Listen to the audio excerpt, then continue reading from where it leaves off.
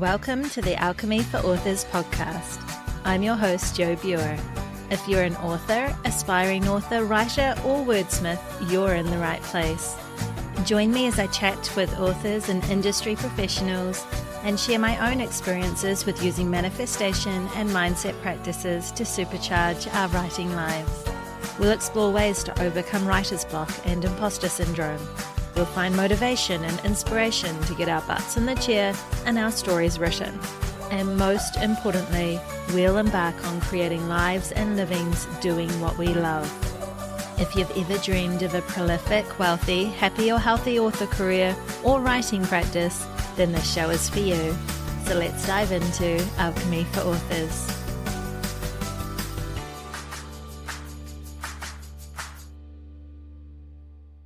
Hello, my friend. Here we are already halfway through January. Can you believe it? Today, I start prepping to go back to the day job in 2 weeks' time. For people not in education, I know that this is going to sound a bit ridiculous. 2 weeks of my own time prepping before I actually start back at work. Yeah, this is kind of how it works. And honestly, I agree with you. It's pretty crazy.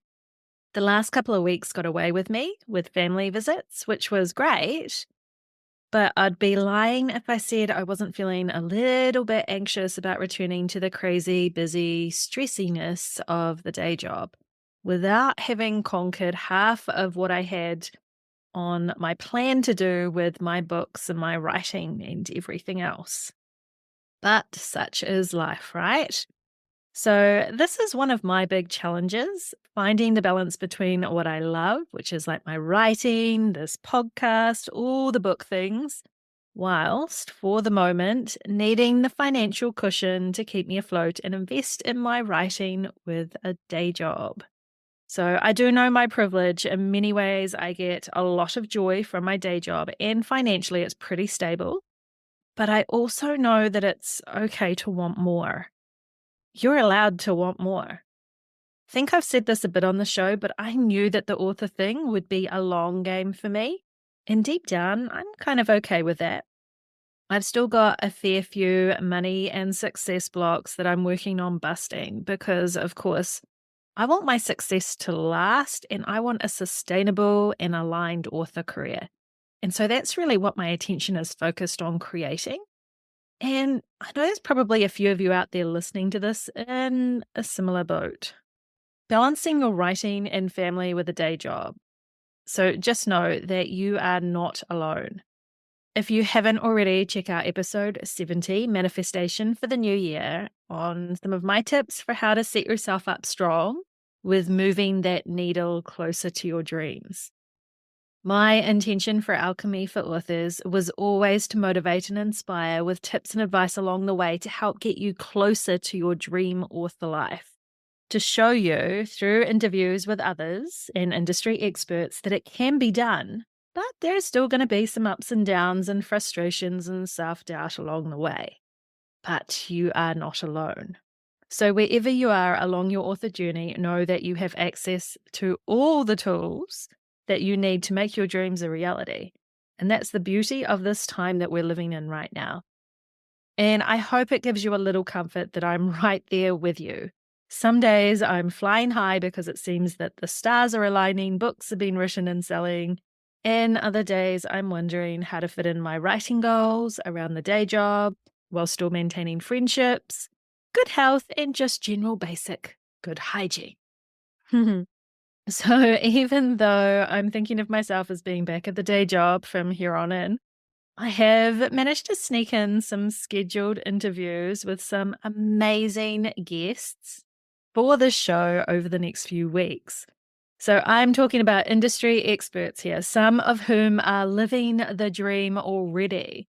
So expect some amazing conversations this year. Obviously, it's going to take a while to roll some of them out. But I do hope that you stick around with Alchemy for Authors because I'm just giddy with excitement about some of the amazing people whom are going to be coming on this show this year. It is so very exciting.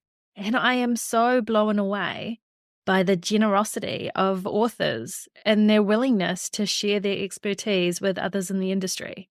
So if you haven't already, maybe subscribe to the podcast wherever you're listening to this so that you don't miss out on any of the upcoming episodes, or join the Alchemy for Authors newsletter at www.subscribepage.io/manifestation for authors. And that way I'll send you an email every time an episode goes live. Anyway, on to today's show. Being a new year and all, many people are out there setting resolutions and goals around their health. Heck, I'm one of them. As this goes live, hubby and I are filling out a new gym. So there we are.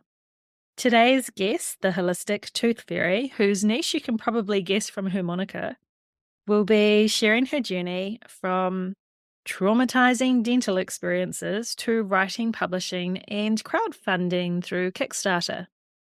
So yes, there'll be a little bit of conversation around our oral health and the metaphysical, but we also discuss the power of journaling to heal and dissolve blocks, as well as key tips for a successful Kickstarter campaign. So when you are ready, grab a drink, find a comfy chair, sit back, and enjoy the show. Hello, my lovelies. Welcome back to another episode of Alchemy for Authors.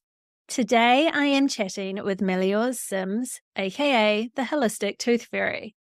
Meliors is a natural oral health coach who has worked with hundreds of clients all over the world to avoid unnecessary dental procedures and have better experience with the necessary ones. After a diverse career from research to counseling to arts and a lifetime of terrible teeth, she stumbled on an alt oral approach which prevented what would have been her seventh root canal. That inspired years of independent research and experimentation, eventually resulting in her uniquely holistic approach to oral health. Meliors' book, The Secret Lives of Teeth, is a comprehensive guide to healing teeth and gums with a metaphysical perspective. So welcome to the show, Meliors. It's so wonderful to have you here. Thank you so much, Jo. It's great to be with you. So as I've just introduced in your little bio there, you've got this wonderful book called The Secret Lives of Teeth. And I've always personally found the relationship between the emotions, psychology, and spirituality and health super fascinating. I'm also a big fan, as I've mentioned to you before recording this, of Louise Hay and her book, You Can Heal Your Life. That's one of my favorites. So I was wondering if you could share just a little bit more about your dental health challenges and how you kind of came to be in this slightly unusual niche of, dental health, and then how you came to write a book about it as well. Sure. So I, like you, was a big fan of Louise Hay and very interested in those parts of her book where she gives you a meaning for different types of illnesses or diseases and symptoms and so on. So I would always look up in my copy of her book anytime I had anything wrong, but she doesn't have much to say about teeth issues. It's a very kind of generic answer. I can't even remember what it is now. And so even though I was used to applying that mindset to my general health, and one of my main health problems that I've had since I became an adult has been with my teeth, I wasn't making those connections. I was just stumbling on really following the mainstream dentist advice, going frequently to the dentist, brushing and flossing, like, I won't say obsessively, but certainly to the point where friends were quite aware that I was like the queen of dental floss. And then something kind of shifted for me around my 50th birthday, and that it was before that. That's when I started coaching. Something shifted for me around the time that I was looking down the barrel of what would have been the seventh root canal, and that I'd reached a point where I was having panic attacks in the dental chair and was so kind of traumatized by the intensity of the dental treatments that I'd had that I kind of cracked essentially, and had to take a different perspective and start looking at things differently. And I didn't start with that metaphysical. I started with the nutritional, and that worked really well for me. And my dental health turned around really dramatically. Then on my 50th birthday, I was actually asked to write an article for Organic NZ magazine about the stuff that I'd figured out about oral health, because there's so little known about it. There's almost nothing written, at least there wasn't, 7, 8 years ago. There's a bit more now, mostly thanks to me, or partly thanks to me. But I didn't feel ready to write an article until I had something to lead people to. And that's when I started my coaching business. And the whole time I knew I wanted to write a book, but I didn't feel ready. And the first thing that happened when I started coaching was a client asked me about the metaphysical meanings. And that was actually that question, one of my very first client calls. It's like, the emoji with the exploding head. Oh, that's what I need to do. That's the work for me, is making that connection between what Louise Hay has kind of found out on this general level and bring that right into the specificity of teeth and gum health. So that was nearly 8 years ago, and I've just been diving deeper and deeper and researching, learning and working with clients, hundreds of clients, and figuring out a system where there wasn't one before. Yeah, that's where I found it really interesting. So I could be completely wrong, but I feel like Louise Hay just had something really brief, like if you've got teeth problems, it means you've got a decision to make or something like that. That's right. I think it's something like that. But because you had the inspiration to go deeper into the metaphysical kind of meanings behind what ailments with different teeth and different ailments in the mouth and that mean, how did you go about researching that? Because if there's not a lot of information out there anyway, how did you gather your information so that you could help other clients and put it into a book? Was really just in the course of talking to people. I started this coaching business where I was offering to help people figure out nutritional solutions for their teeth and gums, to fine tune and optimize their oral hygiene habits, to work on relaxing their jaw so they wouldn't be clenching and grinding their teeth anymore. And in the context of those conversations, I would ask, and people would spontaneously share what was going on in their emotional life and so on. And so it really came out of practice. But at the same time, I mean, there's the system of the meridians, energy channels in traditional Chinese medicine. So I was looking at that and drawing on that. And then actually, once I started writing the book and becoming even more serious and focused in my research, I found some books that aren't in English, but in French and Spanish and Italian that talk about metaphysical associations. And so I laboriously used my schoolgirl French and Google Translate and friends who read other languages and got what I could from those frameworks. So they've definitely been an influence too. But yeah, it has come out of the work I've done with hundreds of clients, which wasn't my intention when I set up the business to get clients, but in a way that was the reason, on a higher level, that was the reason, was so that I could figure this out and then write the book.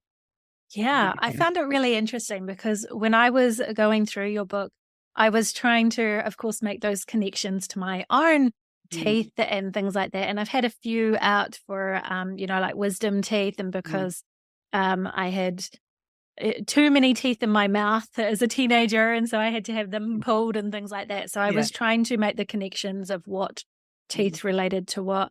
But I did find there were connections to problems with particular teeth that did relate to when I was going through problems with particular aspects of my life.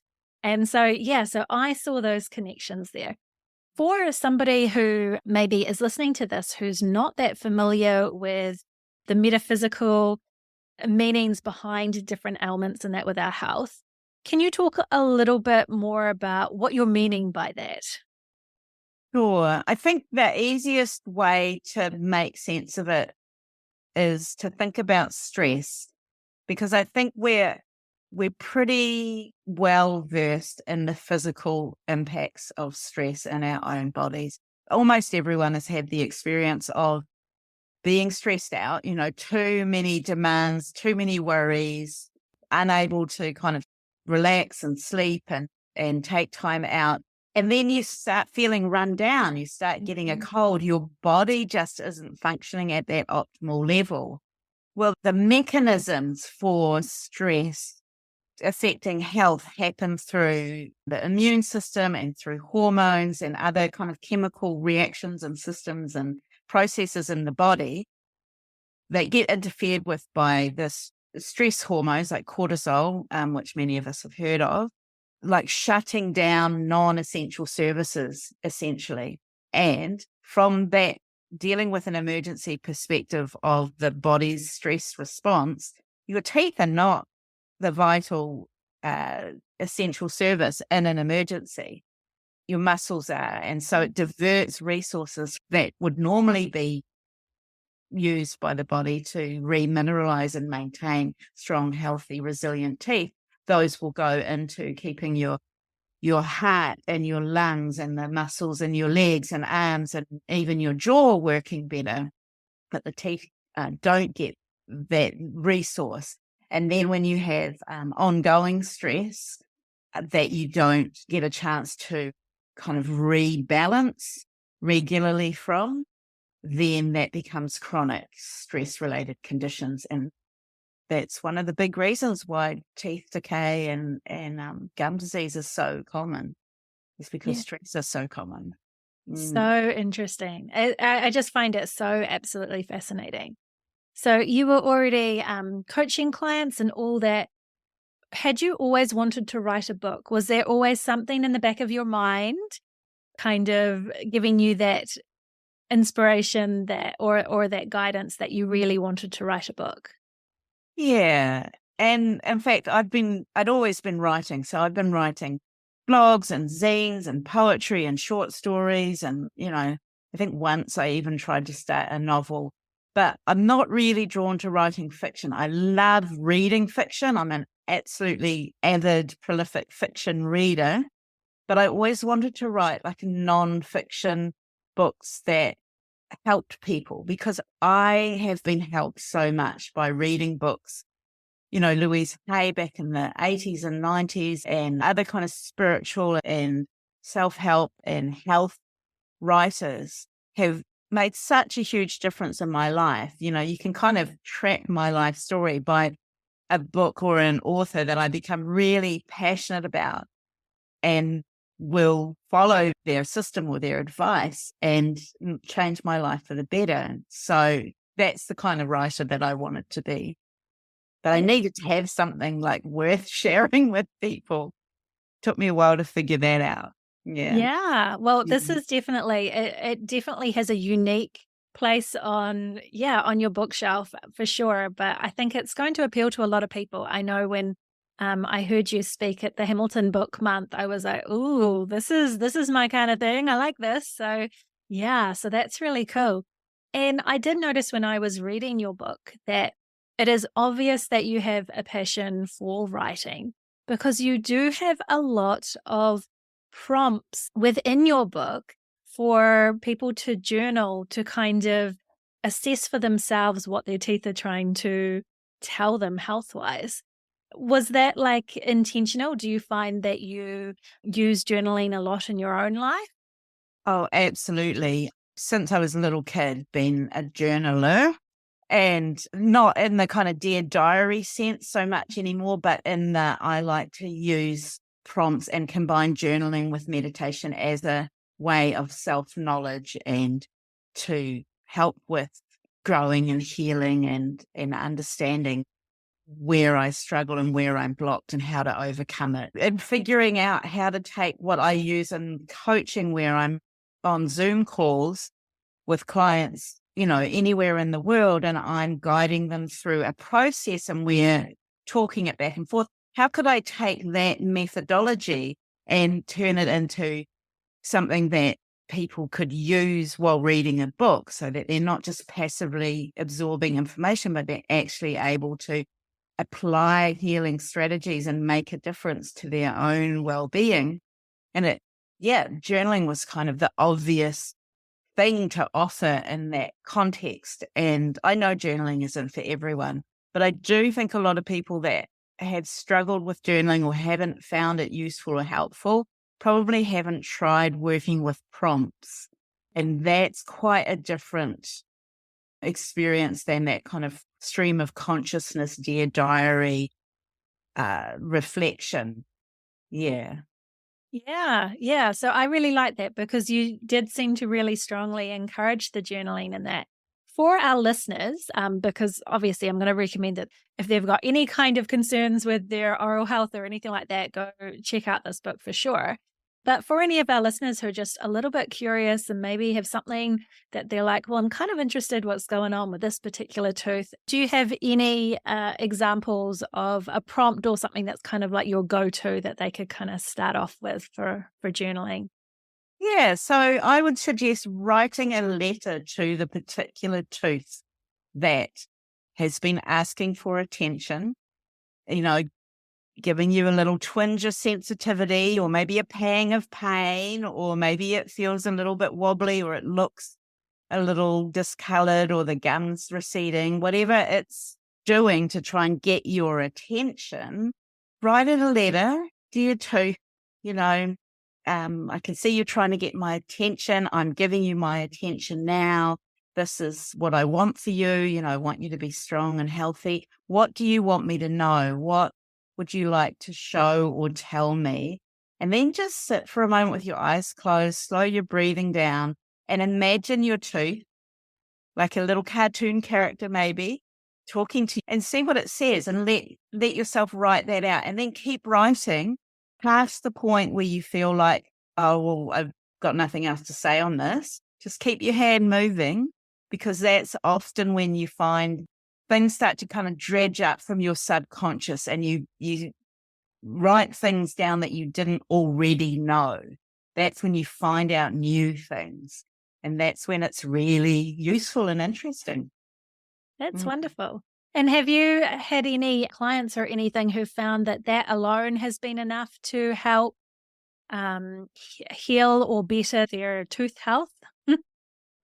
Yes, I think so. Mostly, I think it helps in the context of doing other things. I really don't want to mislead people into believing that just working on metaphysical healing strategies is enough, particularly for serious teeth and gum problems.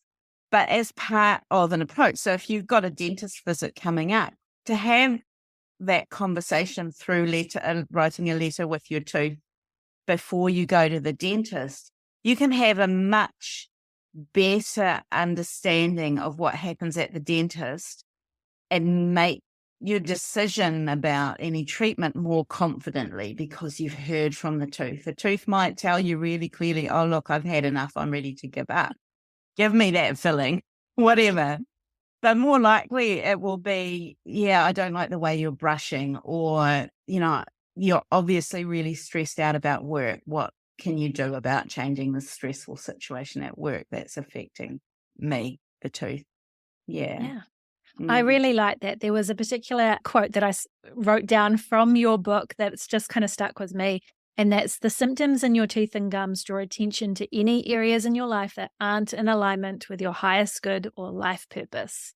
I love that. I love that so much. That's so Thank cool. you. Yeah. So you went about self-publishing this book. Was that your decision from the get-go, or did you try other avenues, or what drew you to self-publishing? I decided from the get-go. I'd been, you know, paying attention to the world of publishing for quite some time. And also I grew up in a publishing family. My father was a small publisher.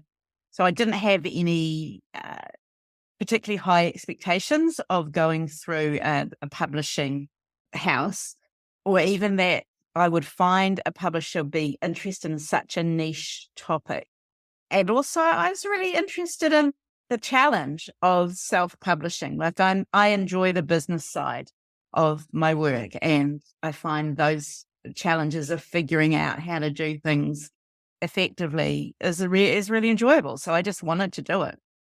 That's cool. Yeah, yeah. So I decided to do a crowdfunding campaign through Kickstarter to raise money to pay for the costs of publishing. I worked out my budget, and there was no way I was going to be able to pay for that up front. And so I thought, well, I've got an audience, I had a mailing list and social media audience, and I will ask them to pre-order the book. I knew there was a lot of interest in the book. I'd been carrying people along that writing journey with me from the beginning. And so I knew there was a lot of interest. And I'd kind of knew that even before I started writing. I mean, I picked the topic in part because it was the most popular search term that led people to my website.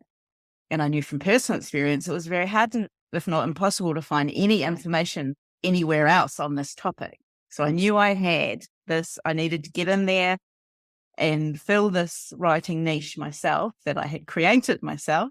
And yeah, so I did the Kickstarter, and that worked really well. That's great. So did you have your book already written prior to doing the Kickstarter then? That was my big mistake. I didn't have my book. I sort of in a late draft stage, but it had been developmentally edited, but it hadn't been copy edited.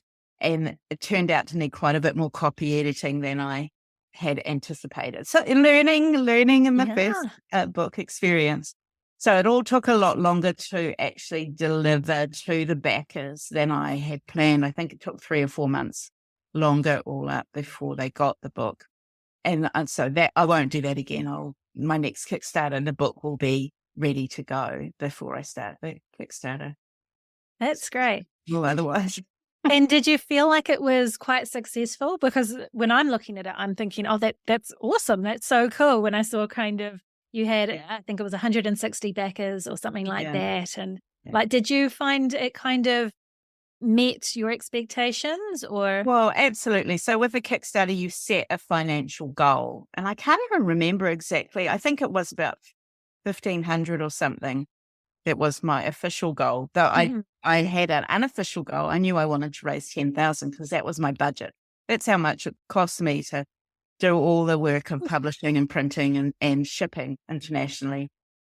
And I raised 10,000. And so I absolutely smashed my official goal, and I met my real goal, and I covered all the costs of publishing the book up front. So everything since I launched the book, every book I've sold since then has been pure profit. That's awesome. So what would you do differently if you were to do a Kickstarter again, other than maybe having your book closer to the finish line first? Like, is there anything else that you kind of learned or would do a little bit differently next time? Yes, I am planning to do a Kickstarter for my next book. So I'm thinking about this a lot at the moment, what I'm doing differently and what I'm going to, build on the same.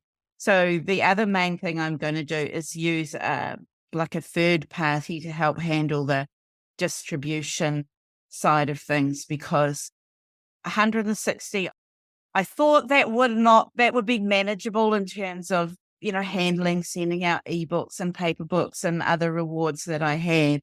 But in fact, 160 people is a lot. That's a complicated spreadsheet. And it just took up way too much time and stressful. I made lots of mistakes that I had to kind of manually fix up. And so I'll bite the bullet, pay the little bit extra, build that into my Kickstarter budget, and pay that third party to kind of handle all of that distro stuff. Yeah, that's cool. Now, I think it's worth mentioning too. So you are in New Zealand. And I saw that you'd adapted your Kickstarter a little bit because of that, because we're here on this little island far away from everybody else, like there's a lot of extra costs with shipping and things like that. So what did you do with your Kickstarter to try and minimize the annoyance that comes with expensive and long ship times and things like that? I actually did 2 different print runs for the Kickstarter. So I did a print run in New Zealand and shipped the Australian and New Zealand backers got their books, and I did that packing and shipping myself from home. And then I did a print run in the United States, and I did contract someone who does this kind of work for Kickstarter people to take delivery from the printers and ship out to all my US, Canada, and UK backers. So it was, there was quite a bit more complicated to have two print runs going on, and each printer has their own specifications for the document and all of that. But it did save a ton of money because you know what it costs to ship books from New Zealand, the US or the UK. It would have just blown the costs out of the water, and I don't think I would have had as many backers if I had to charge New Zealand shipping rates, or to have all the books shipped from the States to New Zealand and Australia. That would have been really expensive too. Yeah. So, yeah. Yeah. I'm glad I figured out all of those ways of costing it last time, because now I'll just use the same system again in the future. Yeah, that's great. Yeah. And I saw that you also had a strong emphasis on the digital products as well to Yeah. kind of alleviate some of that extra expense and weight and things like that. So you had, I think, a few, was it courses or consults or a few other added bonuses that you'd added in as well? Yeah. A lot of authors, when they're doing Kickstarter, they'll sell like merch. They'll have pins and fancy books with slip covers and posters and T-shirts, whatever else. I was like, no, well, I'll have the physical book, but everything else will be digital. Yeah. And so there were lots of good rewards that were 100% digital. And yeah, you could get a whole batch of goodies and not have to pay any shipping if you didn't want the paperback book. So, yeah, that was great. So do you have any advice then for somebody who's looking at maybe doing their very first Kickstarter? It's something that I've heard a lot about, but personally, I wouldn't even know where to start really. So do you have any kind of advice? I started by reading a book called How to Sell Your Book on Kickstarter, and then ending up joining the course. The book's by Russell Nohelty and Monica Leonel, who are American, very experienced with Kickstarter.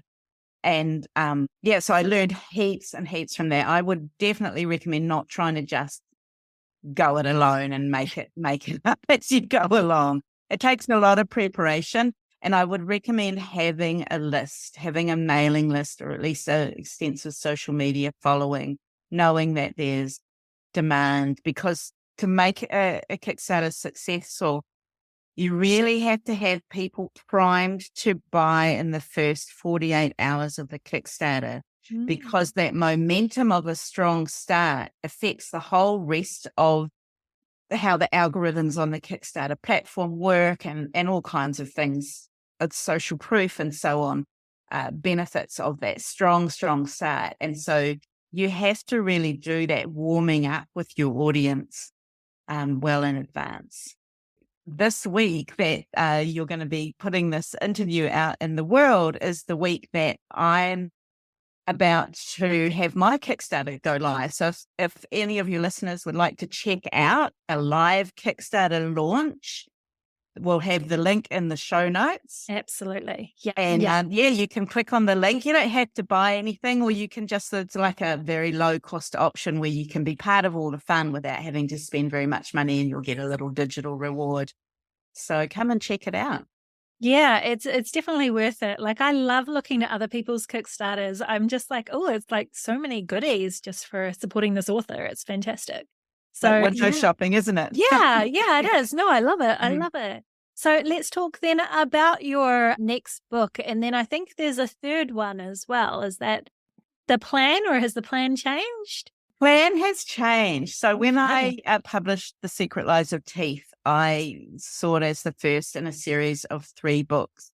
But actually, I'm doing some in-between books now, some workbooks, because I really want to give more of this interactive journaling resource. So I'm doing 3 shorter books as workbooks. So there'll be a different format with room to actually write in the book. The first one that the Kickstarter this week is for, it's called Calm and Confident in the Dental Chair. And it's to help people overcome nerves or anxiety or fear or overwhelming confusion about going to the dentist, because lots of people do, ranging right from like just a kind of mild kind of sense of, oh, this is a bit yuck, to like full blown phobia or panic attacks like I used to have. And I have just learned so many good strategies, exercises, tips and tricks for preparing for a good dental visit and for things you can actually do while you're at the dentist to help you stay embodied and calm and clear thinking and comfortable, that I'm just am putting them all in this book, and you can work through it, like the exercises, a couple of exercises a day in the week before a dental appointment. We can smash out the whole thing in a couple of hours before a dental appointment to just help you get to a point where you're not freaking out or you're not even a little bit nervous. It's just another thing. See, I love that. That totally appeals to me because I am a complete wuss when it comes to. In fact, I'm probably better at the dentist than I am the doctors, but Okay. which is weird. But Mm, I get really quite anxious and yuck mm, around any idea of needles or, ugh. Yeah. So that totally appeals to me. And I know a lot of people who feel exactly the same. So, yeah. yeah. So that's good. I can tell it's going to be super popular. So that's awesome. Mm, mm, Wonderful. Well, yeah. that is so cool.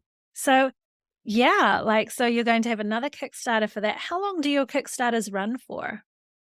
At the time we're recording this, I haven't decided on the exact time frame for this one, but the last one was 21 days. Mhm. And that was enough time to kind of let everyone, pretty much everyone who was going to support it, to find out about it and show up and make a contribution without kind of burning myself out, because some people run really long Kickstarters and that just would exhaust me. Yeah.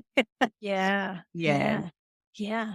That's so great. Well, I'm so very, very excited for that. That sounds so amazing. Where can people find you? I'm going to have all the links in the show notes, but in case they just don't look, where can people Mhm. find you and find the Secret Lives of Teeth and all that good stuff? So the best place to look online is holistictoothfairy.com, my website. I have the book for sale there along with other digital resources.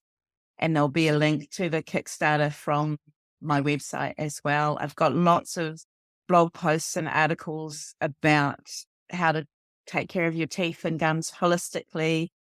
And I mean, you can find me on Instagram and Facebook, but I'm not very active. I kind of do the bare minimum on social media. I'm on a meditation app called Insight Timer. So if anyone's familiar with that, come and find me as the Holistic Tooth Fairy on there, and I do live readings most weeks. And I've got a whole meditation library on there as well. Wonderful. That's exciting. Well, before we wrap up and everything, I'm just wondering, do you have any final advice for people's oral health?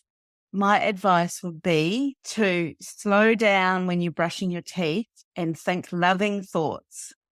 So Oh, instead of just rushing through and scrubbing your teeth in a perfunctory manner, send them some love, because they really do respond well when you slow your breath and release some of those stress hormones, get overridden by calming, soothing hormones, and the teeth take it on board.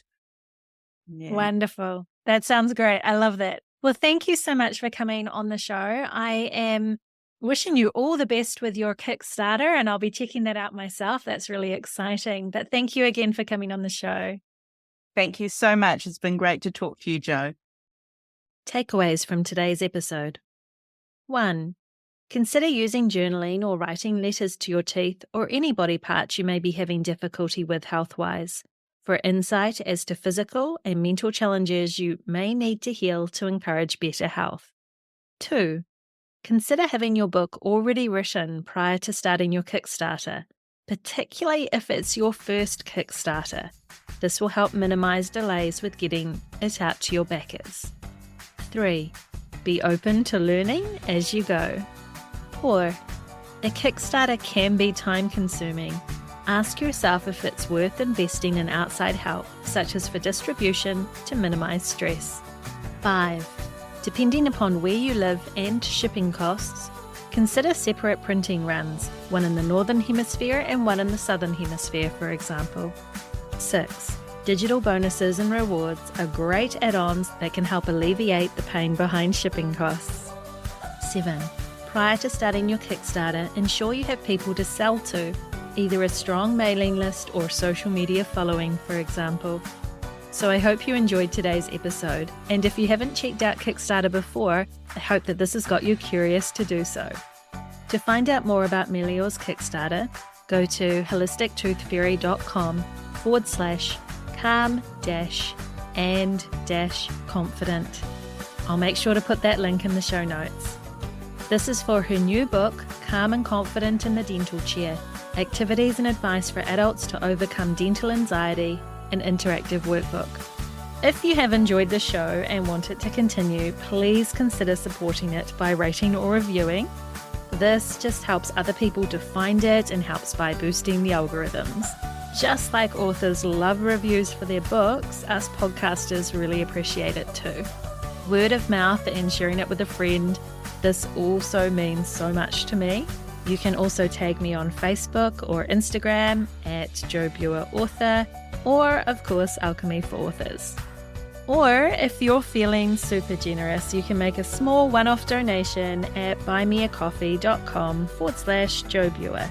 This helps with the hosting, editing and recording costs that it takes to put these episodes together. Your support, even just showing up and listening to this today, means the world to me. And if you're like me and maybe back at the day job after a bit of a break, good luck to you, my friend. Remember, we've got this. You are not alone. This is all part of the journey that makes us the authors we are. So until next time, bye for now.